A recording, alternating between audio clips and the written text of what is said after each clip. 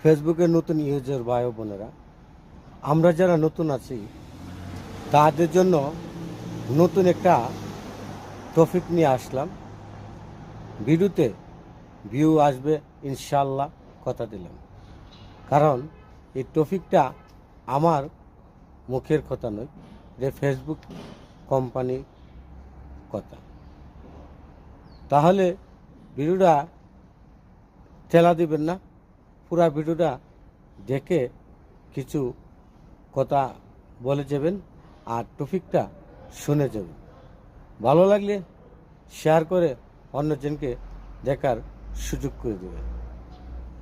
আমরা যারা ভিডিও বানাই তারা হলেন অনেক ধরনের কিছু কথা বলি, কথার বলার ফাঁকে ফাঁকে কিছু জিনিসও ভুল করি। আজকে এই জিনিসটা আপনার সামনে তুলে ধরব এবং আমার মুখের ভাষা দিয়ে আপনারাকে বোঝানোর চেষ্টা করব।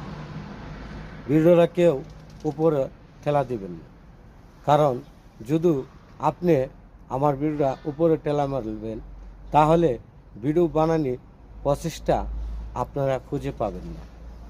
আজও পর্যন্ত কেউ কেলেম এসব ধরনের বড় বড় সেলিব্রিটি লোক বলছে না। কারণ কেন বলছে না জানেন?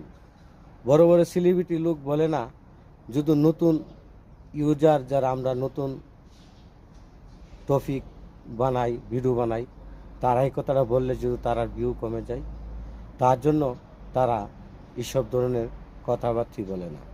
আজকে আমি কথাটা বলে যাব ইনশাল্লাহ।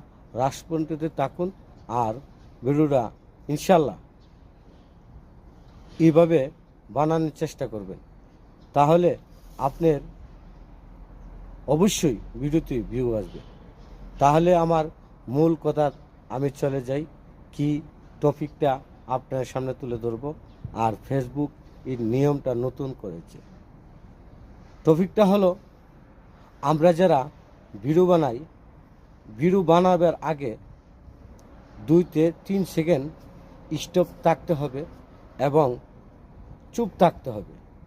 যদি চুপ থাকেন তাহলে আপনার ভিডিওতে প্রচুর পরিমাণ ভিউ আসবে এবং ফেসবুক এটাকে মানুষের সামনে তুলে ধরবে এবং রিচ এঙ্গেজমেন্ট প্রচুর ভালো থাকবে। আমার অরিজিনাল কথাটা আবার বললাম, আপনারা যদি ট্রাই করে দেখতে পারেন, ভিডিও বানাবার আগে 2-3 মিনিট 3 সেকেন্ড স্টপ থাকবে।